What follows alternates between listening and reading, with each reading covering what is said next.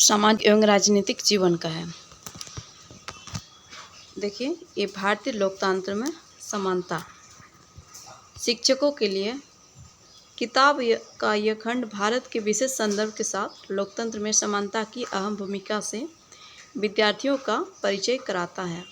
भारत का संविधान समस्त नागरिकों को समानता के लिए आश्वस्त करता है और इसके बावजूद लोगों का जो रोजमर्रा का जीवन समानता से कोसों दूर है और नागरिक शास्त्र की पहले की पाठ्य पुस्तकें समानता की चर्चाओं में संविधान के प्रावधानों को दोहरा भर देती है। ठीक है, पर लोगों के जीवन की जो वास्तविक स्थिति है उस पर पर्याप्त ध्यान नहीं देती थी।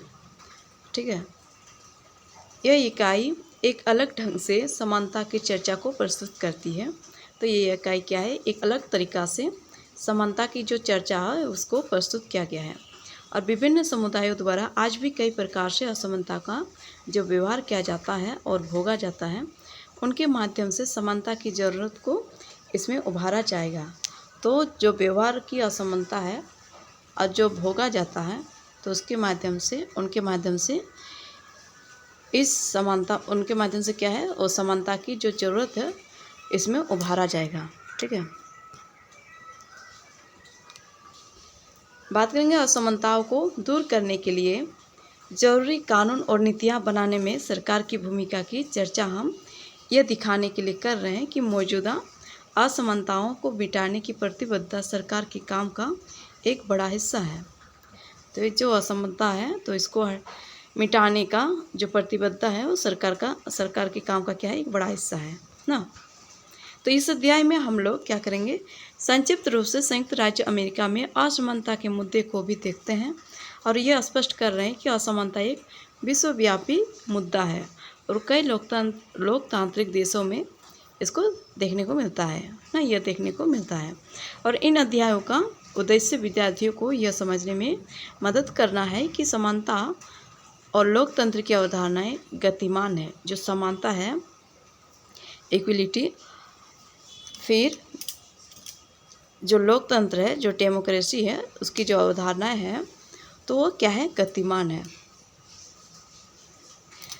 और स्थिर नहीं है। तो क्या है, स्थिर नहीं है। इसकी गतिमयता इस बात से ही दिखाई देती है कि सरकार को समानता के लिए नए नए कानून और कार्यक्रम बनाने पड़ते हैं और विभिन्न आर्थिक व सामाजिक मुद्दों पर लोगों के आंदोलन चलते रहते हैं। और इस इकाई में निहित अवधारणाओं को विद्यार्थियों के लिए अधिक प्रासंगिक, व्यवहारिक और उपयुक्त बनाने के लिए स्थानीय स्थितियों का हवाला दिया जाना चाहिए। कक्षा में समानता के मुद्दे पर चर्चा होना शिक्षक से ऐसी संवेदना और दृढ़ प्रतिबद्धता की मांग करता है। तो जो समानता है तो उसके मुद्दे पर, उसके विषय पर चर्चा होना शिक्षक के लिए जो संवेदना और दृढ़ प्रतिबद्धता की मांग करता है और जिससे प्रत्येक विद्यार्थी की गरिमा अक्षुण्ण बनी रह सके। देखिए फ्रेंड्स, ये अध्याय 1 का है समानता। तो हम लोग जो पढ़े वो शिक्षक के लिए है और विद्यार्थियों के लिए है, जानने की बहुत ज़रूरी थी, इसलिए उसको ध्यान में रखना पड़ता है क्योंकि ये सब टॉपिक ही क्वेश्चन में बना देते हैं।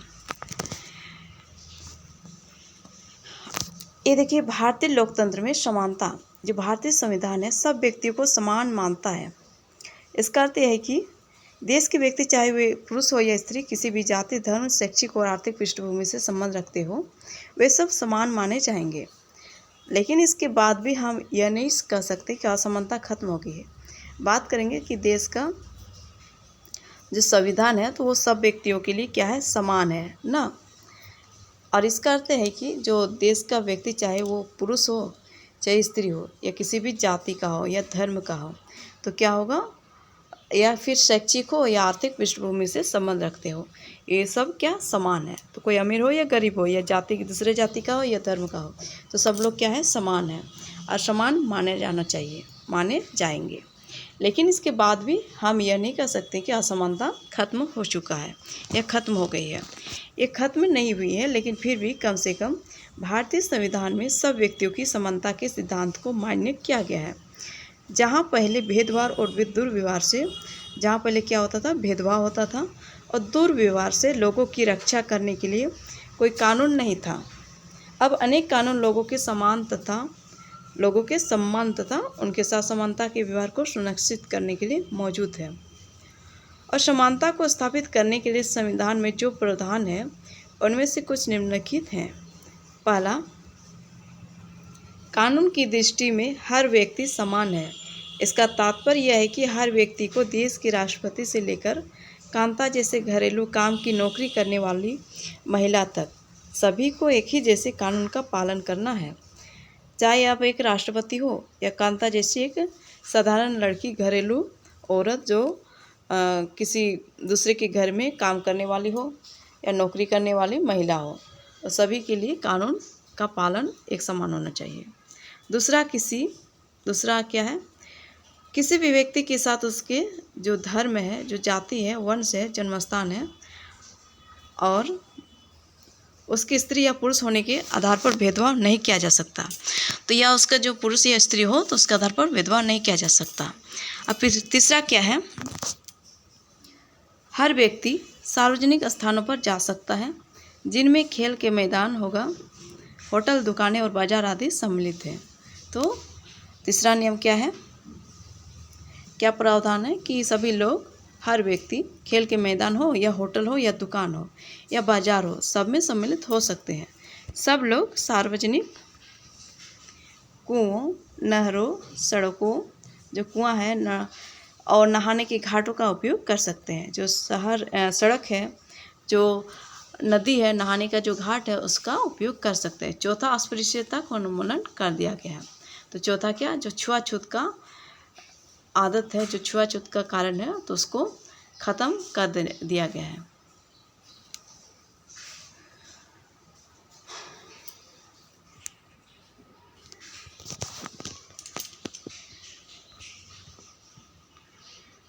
देखिए फ्रेंड्स, ये 1975 में बनी दीवार फिल्म में जूते पॉलिश करने वाला एक लड़का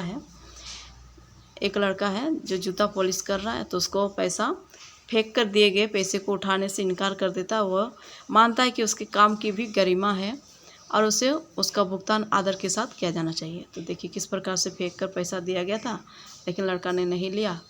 फिर वो बोलता है कि उसके काम का भी गरिमा है और उसका भुगतान मतलब आदर के साथ मिलना चाहिए। शासन ने संविधान द्वारा मान्य किए गए समानता के अधिकार को दो तरह से लागू किया। ये वाला तो पढ़ चुके हम लोग।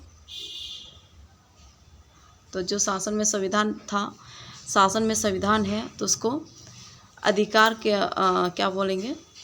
अधिकार को दो तरह से लागू किया है। तो पहला हम लोग का क्या है, कानून के द्वारा, और दूसरा क्या है, सरकार की योजनाओं व कार्यक्रमों द्वारा सुविधाहीन समाजों की मदद करके।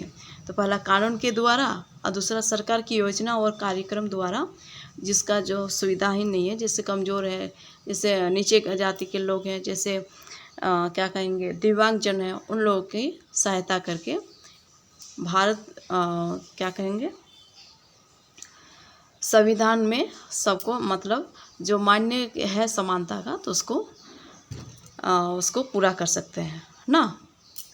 भारत में ऐसे अनेक कानून हैं जो व्यक्ति के समान व्यवहार प्राप्त करने के अधिकार की रक्षा करते हैं। तो भारत में ऐसे बहुत से कानून हैं जो व्यक्ति के समान अधिकार की रक्षा करते हैं। कानून के साथ साथ सरकार ने उन समुदाय जिनके साथ सैकड़ों वर्षों तक असमानता का व्यवहार हुआ है, उनका जीवन सुधारने के लिए अनेक कार्यक्रम और योजनाएं लागू की हैं। तो ये योजनाएं यह सुनिश्चित करने के लिए चलाई गई हैं कि जिन लोगों को अतीत में अवसर नहीं मिले, अब उन्हें अधिक अवसर प्राप्त हो। तो जिनको अतीत में अवसर नहीं मिला था, अपॉर्चुनिटी नहीं मिला था, तो उनके लिए अब अपॉर्चुनिटी मिल सके। देखिए हमारा ये भारत का पहला संसद भवन था ना। संसद हमारे लोकतंत्र का आधार स्तंभ है। तो जो हमारा लोकतंत्र है उसका आधार स्तंभ है, और अपने निर्वाचित प्रतिनिधियों के माध्यम से, जो निर्वाचित होते हैं, जो निर्वाचित प्रतिनिधि होती है, उनके माध्यम से उसमें प्रतिनिधित्व पाते हैं। तो इसके माध्यम से, जो निर्वाचित प्रतिनिधियों के माध्यम से उसमें प्रतिनिधित्व पाते हैं। देखिए ये जीरो हंगर यानी गोल, सतत विकास लक्ष्य जो भूखमरी समाप्त करने का है, ठीक है। और दूसरा वाला देखिए, उत्तराखंड की एक शासकीय शाला में बच्चों को उनका माध्यम भोजन परोसा जा रहा है। तो एक पाठशाला है, वहाँ पर बच्चों को उसका माध्यम भोजन दिया जा रहा है। आगे देखेंगे, इस दिशा में सरकार द्वारा उठाया गया एक कदम मध्याह्न भोजन यानी मिड डे मील, मध्याह्न भोजन की इस व्यवस्था।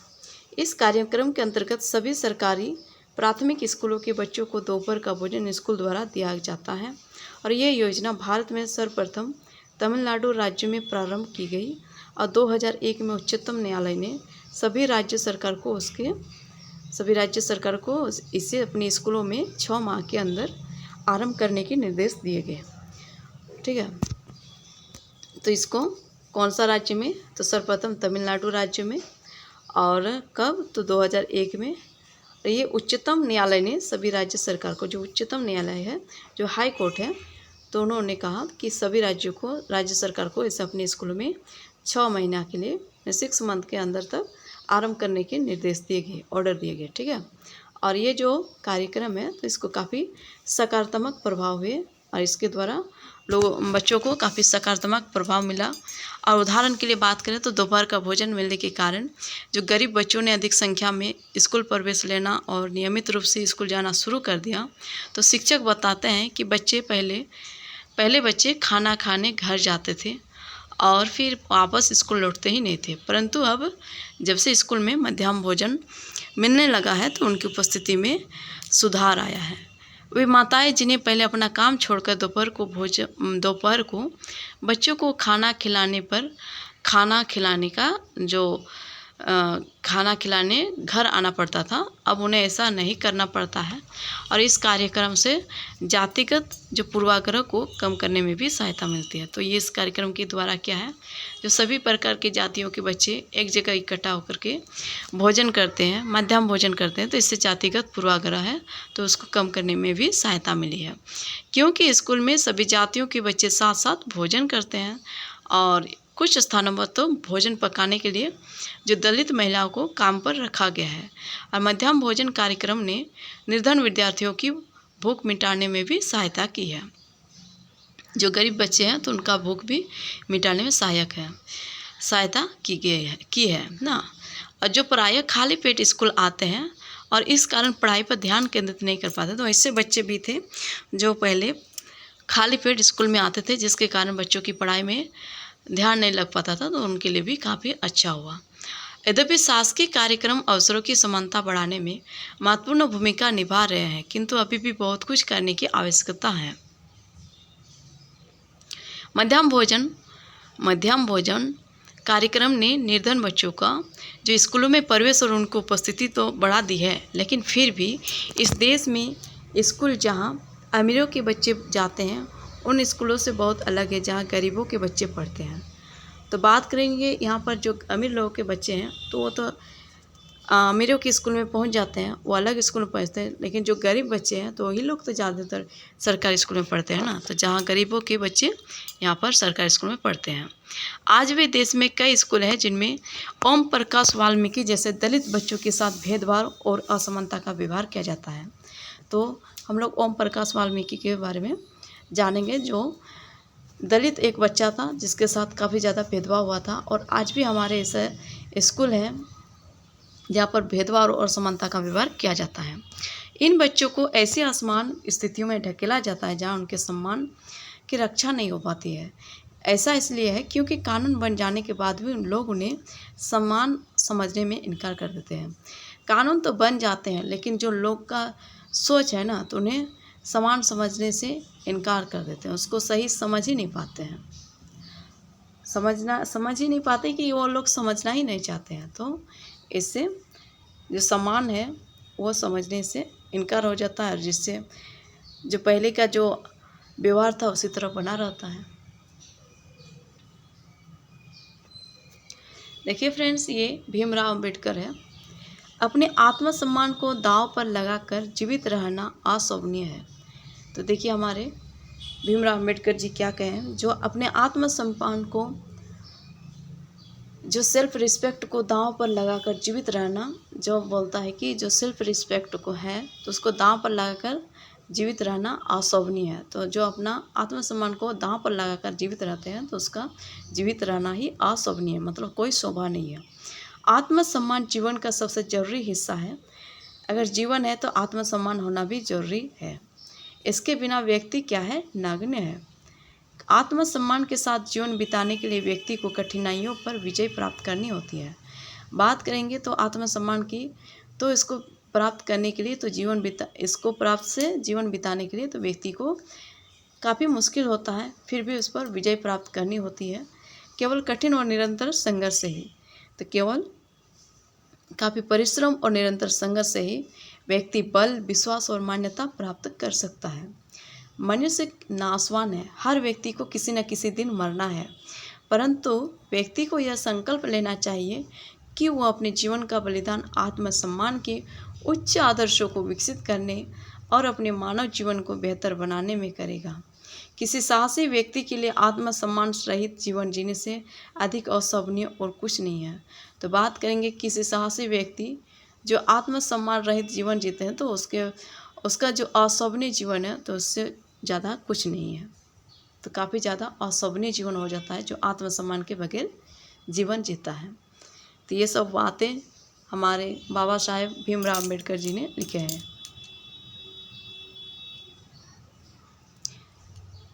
इसका मुख्य कारण देखिए फ्रेंड्स, इधर में फिर से, तो इसका जो मुख्य कारण है, जो कानून बन जाने के बाद भी लोग उन्हें समान समझने से इनकार कर देते, तो इसका मुख्य कारण यह है कि दृष्टिकोण में बहुत धीरे धीरे परिवर्तन आता है। जो लोगों का देखने का नज़रिया है ना, तो उसको बदलने की प्रक्रिया काफ़ी धीरे धीरे होती है।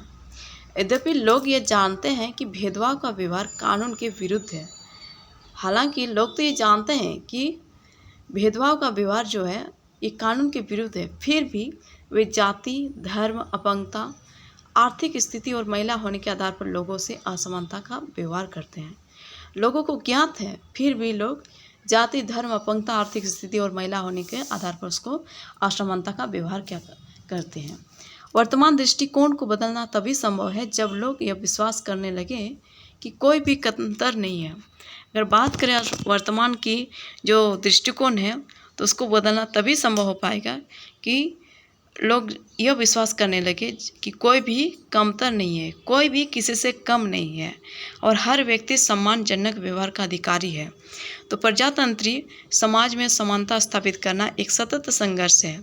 तो जो प्रजातंत्री समाज है उसमें समानता स्थापित करना क्या है, एक सतत संघर्ष है जिसमें व्यक्तियों और विभिन्न समाजों को सहयोग देना है। तो क्या है, उसमें व्यक्ति और विभिन्न समाजों को सहयोग देना मतलब कोऑपरेशन करना है, ठीक है, एक दूसरे का सहयोग देना है, तभी हो पाएगा, कॉर्पोरेट हो पाएगा तभी हो पाएगा ना। इस पुस्तक में हम लोग इसके बारे में और अधिक पढ़ेंगे। अन्य लोकतंत्र में समानता के मुद्दे। शायद आप सोच रहे होंगे कि क्या भारतीय लोकतंत्र ही ऐसा है जहां असमानता का अस्तित्व है और जहां समानता के लिए संघर्ष जारी है। तो सच तो यह है कि संसार के अधिकांश लोकतंत्री देशों में समानता के मुद्दे पर विशेष रूप से संघर्ष हो रहे हैं। उदाहरण के लिए संयुक्त राज्य अमेरिका में अफ्रीकी अमेरिकन लोग जिनके पूर्वज गुलाम थे, जो राज्य अमेरिका है संयुक्त राज्य अमेरिका, वहाँ पर अफ्रीकी अमेरिकन मतलब जो अफ्रीका के लोग अमेरिका में अमेरिका के लोगों द्वारा अफ्रीकी लोगों को गुलाम के रूप में लाया गया था। तो उसका जो वंशज है, जो पूर्वज है, तो उसके गुलाम थे। तो फिर उनके जो बच्चे हुए, जो वंश रहे, तो उन सबको क्या कहेंगे, अफ्रीकी अमेरिकन। तो वे आज भी अपने जीवन को मुख्य रूप से असमान बताते हैं। तो वो आज भी वे लोग अपने जीवन को मुख्य रूप से असमान बताते हैं। जबकि 1950 के जो बात करें 1950 के अंतिम दशक में अफ्रीकी अमेरिकनों के समान अधिकार दिलाने के लिए कब फ्रेंड्स, तो 1950 के अंतिम दशक में अफ्रीकी अमेरिकनों को समान अधिकार, जो समान अधिकार है, उसको दिलाने के लिए आंदोलन हुआ था। इससे पहले अफ्रीकी अमेरिकनों के साथ संयुक्त राज्य में बहुत असमानता का व्यवहार होता था और कानून भी उन्हें समान नहीं मानता था। उदाहरण के लिए बस से यात्रा करते समय उन्हें बस में पीछे बैठना पड़ता था, या जब भी कोई गोरा आदमी बैठना चाहे तो उन्हें अपनी सीट से उठ जाना पड़ता था। इस प्रकार से उसके साथ भेदभाव किया जाता था। देखिए फ्रेंड्स, एक कहानी है, ये रियल घटना है जिसको यहाँ पर दिया गया है। रोजा पार्क्स 1913 से 2005 एक अफ्रीकी अमेरिकन महिला थी। जो रोजा पार्क्स है ना, ये अफ्रीकी अमेरिकन महिला थी। और 1 दिसंबर 1955 को वो क्या 1 दिसंबर 1955 को दिन भर काम करके थक जाने के बाद जब वो बस में उन्होंने अपनी सीट एक गोरे व्यक्ति को देने से मना कर दिया। देखिए, दिन भर का काम करने के बाद जब वो लौट रही थी बस से, तो वो बस में एक सीट पर बैठी हुई थी। जब गोरा आदमी उस सीट को मांगना चाहा, सीट लेना चाहा, तो वो रोजा पार्क्स उस सीट पर बैठी थी और उन्होंने देने से मना कर दिए। उस दिन उनके इनकार से, फिर वो उसके मना करने से अफ्रीकी अमेरिकनों के साथ जो असमानता को लेकर एक विशाल आंदोलन प्रारंभ हो गया, जो नागरिक अधिकार आंदोलन यानी सिविल राइट्स मूवमेंट कहलाया। तो फिर से क्या हो गया, एक आंदोलन बन गया, तो जिसको क्या कहेंगे, नागरिक अधिकार आंदोलन, तो सिविल राइट्स मूवमेंट इसके नाम से कहलाया गया। और 1964 के नागरिक अधिकार अधिनियम ने नस्ल, धर्म और राष्ट्र मूल के आधार पर भेदभाव का निषेध कर दिया। तो फिर क्या हुआ, 1964 के नागरिक अधिकार अधिनियम ने जो नस्ल है, जो धर्म है, जो राष्ट्र मूल है, उसके आधार पर भेदभाव का निषेध कर दिया। तो भेदभाव को ख़त्म कर दिया ना, कम कर दिया, हटा दिया गया, यही सब ना। और इसने यह भी कहा कि अफ्रीकी अमेरिकन बच्चों के लिए सब स्कूलों के दरवाजे खोले जाएंगे।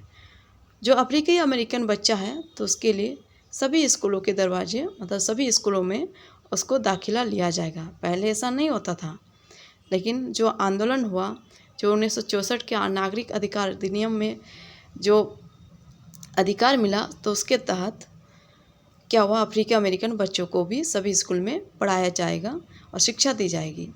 अधिकतर अफ्रीकी अमेरिकन बच्चे केवल ऐसे सरकारी स्कूल में प्रवेश लेने की ही सामर्थ्य रखते हैं जहाँ पर कम सुविधाएं हैं।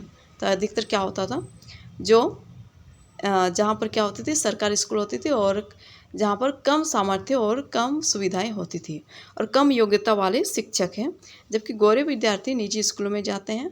माना जो गोरे आदमी थे, जो अमेरिकन लोग थे, तो उनके बच्चे प्राइवेट स्कूल जाते थे और उन क्षेत्रों में रहते थे जहाँ के सरकारी स्कूल का स्तर निजी स्कूल से ज़्यादा बेटर हो या ऊंचा हो। ठीक है, वैसे जगह पर रहते थे, वैसे जगह पर उन सारे बच्चों का दाखिला होता था। ठीक है, अमेरिकन लोगों का। ये रोजा पार्क्स है। देखिए फ्रेंड्स, किस प्रकार से रोजा पार्क्स बैठी हुई है, पूरा दिन भर के काम में थकी मांदी हुई। इधर उसके पीछे लोग हैं।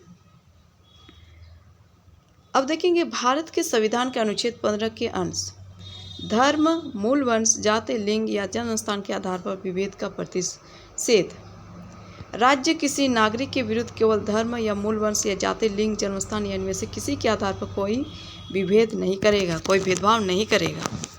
तो क्या है फ्रेंड्स, जो राज्य किसी नागरिक के विरुद्ध केवल धर्म, मूल वंश, जाति, लिंग, जन्म स्थान या इनमें से किसी के आधार पर कोई भेदभाव नहीं करेगा। और कोई नागरिक केवल धर्म, मूल वंश, जाति, लिंग, जन्म स्थान या इसमें से किसी के आधार पर, चाहे वो दुकान हो गया, चाहे सार्वजनिक भोजनालय हो गया, चाहे होटल हो गया, या सार्वजनिक मनोरंजन के स्थानों में प्रवेश, और पूर्णतः या भागतः राज्य निधि से पोषित या जो साधारण जनता का प्रयोग के लिए समर्पित कुओं, जो तालाब है, स्नान घाट है, जो सड़क है, और सार्वजनिक समागम के स्थानों के उपयोग के लिए भी प्रावधान दिया गया। तो संविधान के अनुच्छेद 15 के अंश ये सब थे। अगर एक मतलब छोटे रूम में इसको बात करें तो कैसा होगा, राज्य किसी भी लोग का जो धर्म, मूल वंश, जाति, लिंग हो तो उसके आधार पर भेदभाव नहीं किया जाएगा। और कोई भी नागरिक हो, केवल धर्म, मूल वंश, जाति, लिंग या उसके जन्म स्थान या इनमें से किसी के आधार पर भी उसको दुकान, सार्वजनिक भोजनालय, होटल हो गया, सार्वजनिक मनोरंजन का जगह हो गया, या राज्य निधि से पोषित या साधारण जनता के प्रयोग के लिए समर्पित जो कुआं है, जो तालाब है, स्नान घाट है, सड़क है, जो सार्वजनिक समागम है, तो उन सब जगहों का जाने से कोई विभेद ना हो, इसका प्रतिषेध लगाया गया। तो ये क्या है? अनुच्छेद 15 का अंश था। बात करेंगे लोकतंत्र की चुनौती। किसी भी देश को पूरी तरह से लोकतंत्र नहीं कहा जा सकेगा। तो किसी भी देश को पूरी तरह से लोकतंत्र नहीं कहा जा सकता। हमेशा से ही ऐसे समुदाय और व्यक्ति होते हैं।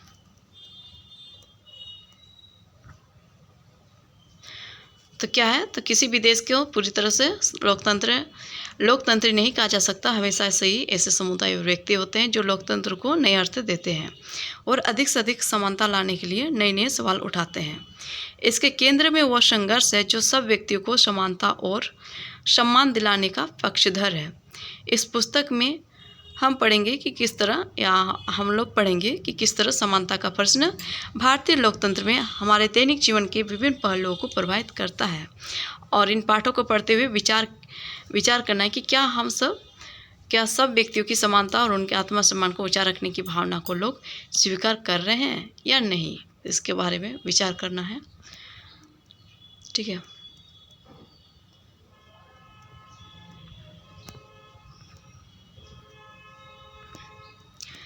ठीक है फ्रेंड्स, इस वीडियो में इतना ही था। ये चैप्टर समाप्त हो चुकी।